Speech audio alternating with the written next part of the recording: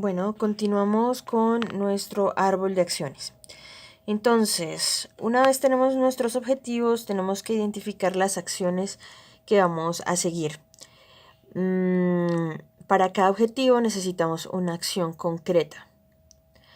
Entonces, por decir algo, si estábamos tratando un tema relacionado con la alta accidentalidad y tenemos una serie de objetivos que buscan esa reducción de la accidentalidad, baja tasa de accidentes, baja mortalidad, pocos heridos, menores daños a la propiedad privada, satisfacción con autoridad comunal que lleve a menores costos de atención en salud, menor inasistencia laboral, bajos costos de reparaciones, mantener el apoyo electoral y mejorar la calidad de vida, tener una buena productividad, que implique que debe haber una adecuada velocidad para vehículos, un bajo número de peatones cruzando, una buena visibilidad, una señalización existente, menor distancia a semáforos aguas arriba y abajo, que existan puentes peatonales, no vehículos estacionados, que haya semáforos, que haya prudencia de conductores, de peatones y que haya señal de prioridad para cada uno de esos objetivos, de ese árbol de objetivos que ya identificamos. Entonces tratamos de verificar la lógica y pertinencia dentro de ese árbol en cuanto a acciones.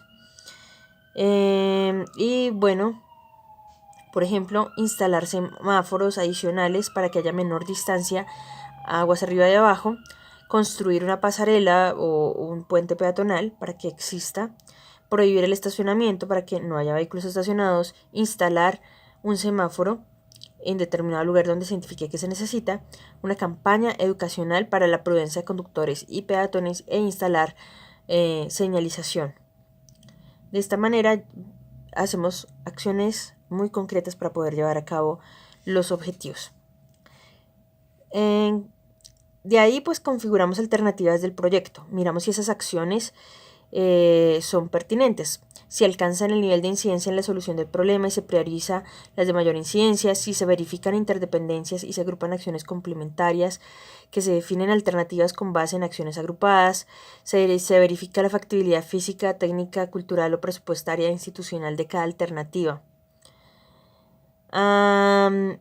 Entonces, por ejemplo, si nosotros tenemos estas acciones que ya identificamos y la alternativa 1 es construir un puente más una campaña institucional, por decir algo, la alternativa 2 instalar un disco de pare más una campaña institucional más prohibir el estacionamiento y la alternativa 3 instalar semáforos, campaña educacional y prohibir el estacionamiento. Entonces así tenemos diferentes alternativas de cómo vamos a desarrollar el proyecto. Finalmente, entonces un proceso de análisis iterativo, retroalimentado, en el cual se requiere alimentarlo siempre de nuevas alternativas. El resultado de esa etapa es un buen conocimiento del problema del planteamiento de alternativas que sean factibles. Si aparecen causas fuera del ámbito de acción, se comunica a los responsables. El siguiente paso es estudiar y especificar todos los aspectos de cada alternativa. En el diagnóstico de la situación actual tenemos diferentes aspectos, como el área de estudio, el de influencia, la determinación de la oferta, la estimación de la demanda, el cálculo del déficit, la definición de la línea de base. El área de estudio, por ejemplo, es la zona geográfica que sirve para contextualizar el problema. Su definición depende de la red de servicios que existan, los límites relevantes como los geográficos o los administrativos y las condiciones de accesibilidad. Entonces, por decir algo, tenemos un área demarcada, ¿cierto? Donde tenemos los puntos principales donde queremos realizar esa intervención. Y se demarca. Es necesario recopilar información sobre el tipo de zona, si es urbana, si es rural, si es mixta, la localización de la población, las condiciones socioeconómicas de la misma, la infraestructura de la zona, el comercio, industria, agricultura, aspectos culturales, medio ambiente, institucionalidad. Tipo de zona. En cuanto al área de influencia, tenemos que marca los límites dentro de los cuales una alternativa puede constituir una solución al problema detectado. Puede ser en la misma área de estudio o un subconjunto de ella. Cada alternativa de proyecto puede tener un área de influencia diferente. Entonces, por ejemplo, tenemos a doña Juana, En Doña Juana podemos, por ejemplo, queremos disminuir el área de influencia de los olores o de las enfermedades respiratorias. Se ejecuta algún tipo de acción, por decir algo. El ejemplo que yo había dado en otro video era que se construía una planta de tratamiento para que parte de las basuras sean llevado a esa planta de tratamiento, o por ejemplo se ha llevado a una planta de generación de energía, entonces se incinera y con esa energía producida entonces, bueno, se puede hacer otro tipo de proyectos subyacentes. Pero entonces, bueno, digamos que aprovechamos eso que queremos hacer y con la menor cantidad de basura de pronto podríamos reducir la cantidad de olores expedidos al medio ambiente. Entonces podemos decir que hay un área de influencia más allá de la cual estamos produciendo algún tipo de beneficios para la comunidad. O bueno, si nosotros queremos hacer algún tipo de intervención en un río, el área de influencia es muchísimo mayor al área específica de intervención del río. Si nosotros vamos a construir una presa, entonces obviamente hay un área de estudio sobre la cual está el proyecto localizado, pero un área de influencia muchísimo mayor. Ejemplo, Hidroituango. Entonces, bueno, tenemos esa área de influencia, que puede ser ahí un subconjunto, puede ser áreas de influencia también menores. Para su delimitación se debe considerar la ubicación de la población afectada, la localización de la alternativa del proyecto, las condiciones de accesibilidad, el nivel socioeconómico de la población, los aspectos administrativos e institucionales y el aspecto ambiental. En cuanto a la determinación de la oferta, es tratar de ver cuál es el volumen del servicio provisto en el área de estudio. Entonces debemos distinguir la oferta actual y la oferta disponible. La oferta disponible es lo siguiente, o sea, se necesita considerar lo siguiente: la capacidad de la infraestructura existente, el equipamiento disponible y su estado, el personal y su nivel de calificación, el cumplimiento de normas de calidad del servicio. Hay que determinar la evolución esperada de la situación actual. Supongamos que yo quiero montar una empresa relacionada con las TIC, las tecnologías de información, pero por alguna razón yo lo voy a hacer en una localidad como Ciudad Bolívar. Por alguna razón, de pronto yo quisiera darle algún tipo de trabajo a las personas que viven allí. Entonces, pues voy a encontrar que la oferta actual puede ser inexistente, pero lo que voy a ver es si existe, por ejemplo, la infraestructura. Entonces llega cableado de fibra óptica, por ejemplo, allá para poder realizar lo que yo necesito. Hay un equipamiento disponible allá, tengo que llevarlo probablemente. Hay personal y nivel de calificación para eso que yo estoy buscando. Hay cumplimiento de normas de calidad y servicio, o sea, se facilita, por ejemplo. Entonces, bueno, es un ejemplo un poco extremo para diferenciar un poco o para poneros en contexto un poco de realmente lo que se necesita. En cuanto a la determinación de la oferta de la infraestructura, debemos ver la capacidad de la infraestructura, que depende del número de unidades que se tenga para responder a una demanda, o el número de unidades o de individuos que van a demandar de ese servicio, las dimensiones o capacidad de cada unidad, el estado de conservación, las normas de calidad de servicio o de seguridad. Podemos ver, por ejemplo, cuántas antenas hay por número de habitantes, por ejemplo, o por área. La determinación de la oferta de equipamiento es la capacidad de equipamiento que depende del número de unidades por tipo de equipo, la capacidad de cada unidad, la disponibilidad efectiva y normas de calidad de servicio o de seguridad. La determinación de la oferta de personal, la cantidad de personal según la especialidad. Esto es bien difícil, por lo menos en Colombia, de determinar, pero sí se hace. El Ministerio de Trabajo realiza diferentes estudios relacionados con la cualificación de la persona y dónde reside. Y eso lo hace una matriz para determinar si las empresas que están localizadas allí requieren del tipo de especialidad que se encuentra disponible en los diferentes lugares del país, diferentes municipios. Pero esos trabajos, pues esos estudios se realizan principalmente en municipios muy específicos donde probablemente existe una actividad industrial bastante importante. Bueno, también se mide el número de horas de trabajo de cada uno, eso lo hace por ejemplo la encuesta de calidad de vida, el rendimiento esperado de cada tarea, que eso es en últimas una medición de productividad, y las normas de calidad de servicio o de seguridad, las ISO, el cumplimiento de las ISO. La determinación de la oferta disponible, ¿qué es? La oferta disponible es el mínimo de oferta de infraestructura, de oferta de equipamiento y de oferta de personal. Entonces permite detectar cuellos de botella, identificar ineficiencias, optimizar la situación actual, identificar alternativas de proyectos. Esto también es muy útil para todo lo relacionado con la política pública. En cuanto a la proyección de la oferta, se asume un mantenimiento adecuado de la infraestructura y de equipos, se estima la vida útil técnica de los equipos que haya, se considera la reacción de la competencia frente a la cantidad de oferta en cada uno de estos aspectos que hay. En cuanto al análisis de demanda, corresponde al volumen de servicio requerido en el área de estudio. Se puede estimar con base en la población afectada, los registros históricos, los estudios específicos, encuestas que dan base de matrices de origen-destino y modelos y simulaciones, por decir algo.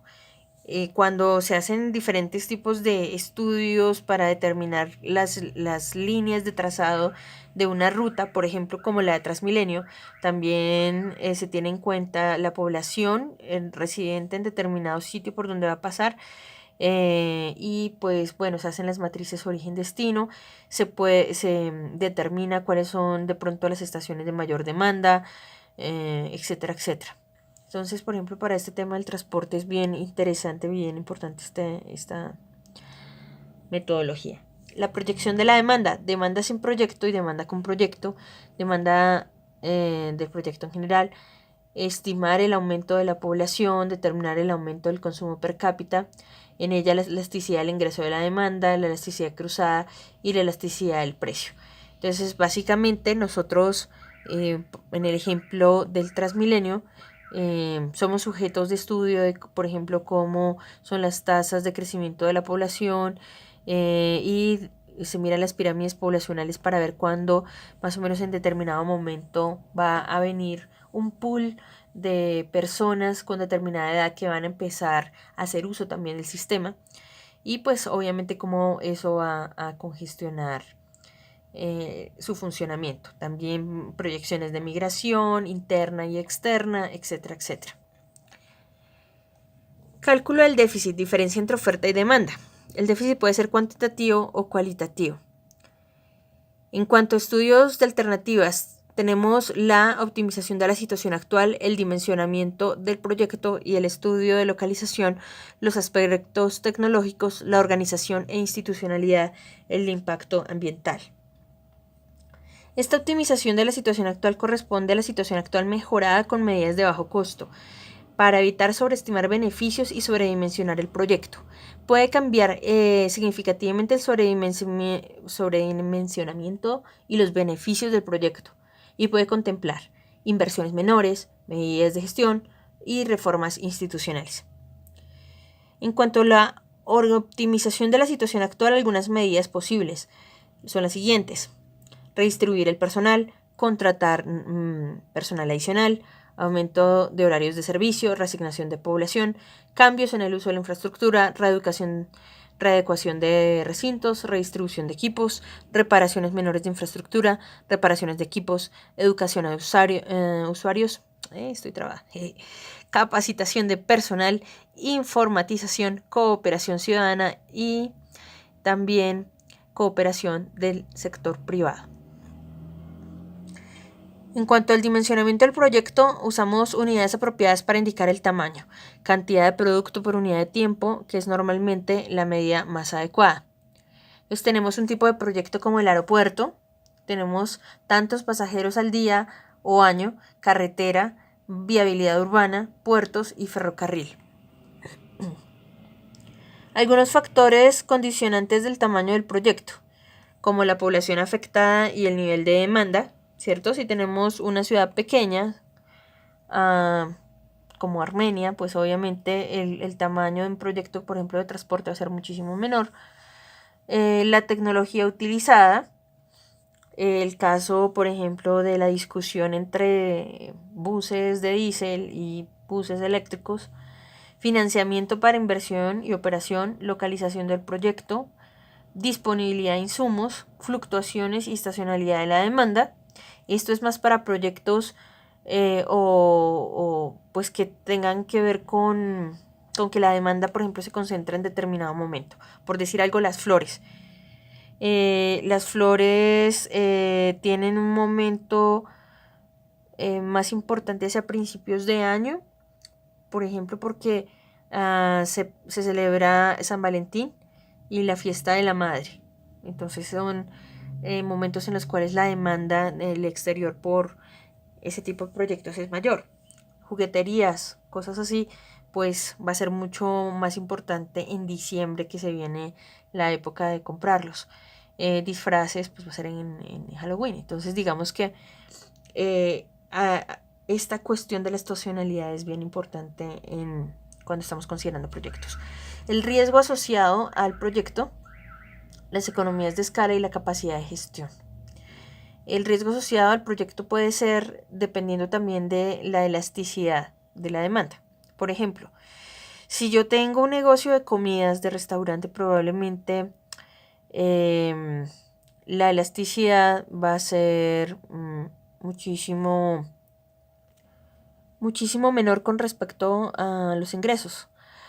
Porque no importa, por ejemplo, en el caso de que haya una crisis económica, que los precios sean muy altos o que mis ingresos se reduzcan bastante, yo siempre los voy a demandar. Entonces hay una elasticidad, digamos, muy pequeña. Pero si yo si yo tengo una tienda de estas de maquinitas o que hay en los centros comerciales ahora, o cine o entretenimiento, etcétera, mi elasticidad es muchísimo mayor a lo que pueda pasar, por ejemplo, con la economía, ¿cierto? Si llega una época de crisis, probablemente mi negocio va a ser el primero en salir del presupuesto familiar. Entonces eso es parte de los riesgos asociados. Si mi negocio tiene que ver con exportaciones o importaciones, hay un riesgo asociado a la variación de las tasas de cambio y así sucesivamente. La evolución del tamaño del proyecto depende de la alta capacidad instalada, de la expansión escalonada, del tamaño inicial, bajo y del programa de inversiones. Yo diría que también depende bastante del tamaño del mercado, ¿cierto? Si yo tengo un negocio en un pueblo pequeño y que no tenga que ver, por ejemplo, con TIC, ¿cierto? Es probable que yo no pueda crecer sino hasta cierto punto, a menos que pueda empezar a exportar o a llevar a otros territorios. Entonces yo añadiría también el tamaño del mercado. La localización del proyecto debe determinarse desde el punto de vista de la macrolocalización y de la microlocalización. O sea, en qué territorio me voy a ubicar y en qué microterritorios de ese gran espacio territorial me voy a ubicar yo y por qué y a qué corresponde, a qué, digamos, estrategia de localización. Entonces hay factores locacionales que se clasifican en factores determinantes para decidir, los deseables para desempatar. Determinantes como por ejemplo si hay clústeres de lo que hay en mi negocio en determinado lugar, pues me va a servir porque probablemente va a haber una buena demanda que va a llegar allí. Y bueno, deseables que puede ser, no sé, que está más cerca a una estación de Transmilenio, que hay mayor accesibilidad, mayor cercanía a de pronto zonas urbanas, residenciales, etcétera. Dentro de los factores locacionales también está la ubicación de la población objetivo, la localización de materias primas o insumos, las vías de comunicación y medios de transporte, la infraestructura de servicios básicos, la topografía y calidad de suelos, el clima, temperaturas, pluviometría, vientos, condiciones de salubridad, impacto ambiental, planes reguladores y ordenanzas, tendencias geográficas del desarrollo, precio de la tierra, tamaño y tecnología, incentivos fiscales, políticas de desconcentración, preservación del patrimonio histórico, aspectos culturales, presiones políticas o sociales, equidad y seguridad. Entonces acá tenemos un ejemplo de tendencias locacionales, por ejemplo hacia los insumos. Una microcentral generadora tendrá que enfocarse en localizarse allí donde está más cerca a donde lo proveen. Hacia el consumidor, en la estación del metro, por decir algo, en la estación de Transmilenio, cerca de centros comerciales, cerca a donde hay grandes conjuntos residenciales. Intermedia, una estación de transferencia, por ejemplo, por ejemplo, la estación de Ricaurte, ¿no? En la cual confluyen varias. O, por ejemplo, las diferentes zonas industriales que concentran proveedores y consumidores. La sociedad de la tecnología, una planta de tratamiento o donde hay mayores redes de fibra óptica, etc. La sociedad de la topografía, que haya una carretera, que haya una vía principal. Por ejemplo, muchas de las empresas se ubican hacia el norte o hacia el occidente, cerca de los municipios de pronto que son más grandes y que ya tienen empresas grandes, o por ejemplo donde está el aeropuerto, o donde está Codabastos, etc. Selección de tecnología, factores incidentes, el financiamiento, el tamaño y la evolución prevista, economías de escala, localización, condiciones ambientales, usos, costumbres y cultura, insumos requeridos, interés en aprovechar insumos locales, confiabilidad y número de proveedores, servicio técnico, experiencia acumulada, existencia de personal capacitado, obsolescencia, empleo generado, aranceles, impuestos, seguridad industrial y aspectos ambientales. En cuanto a especificaciones tecnológicas, hay que definir objetivos, definir el producto, bien o servicio, detallar el proceso productivo, listar y cualificar y cuantificar también los insumos físicos, especificaciones del equipamiento, distribución espacial, lo que se llama layout, el requerimiento de recursos humanos, construcciones, arquitectura, ingeniería, especificación de obras complementarias, programación de obras. Es necesario asesorarse para todo lo relacionado con la tecnología. Hay universidades, centros de investigación tecnológica, sistemas de información tecnológica, experiencias exitosas, especialistas, asociaciones profesionales, gremios o asociaciones productoras, firmas proveedoras. Yo también he conocido de primera mano en el norte de Bogotá, hay muchas empresas que se dedican, por ejemplo, a desarrollar aplicaciones. Entonces, muchas veces uno no sabe cómo iniciar un negocio porque no sabe hacer una aplicación, pero hay empresas que están dedicadas a eso. Entonces, bueno, hay alternativas. En cuanto a viabilidad y sostenibilidad, entonces deben preverse aspectos administrativos, institucionales, financieros, sociales, ambientales durante las etapas de construcción, operación y cierre. En cuanto a la viabilidad de ejecución, el financiamiento, el mecanismo de ejecución, supervisión técnica, ordenanzas y regulaciones, aspectos sociales, aspectos ambientales.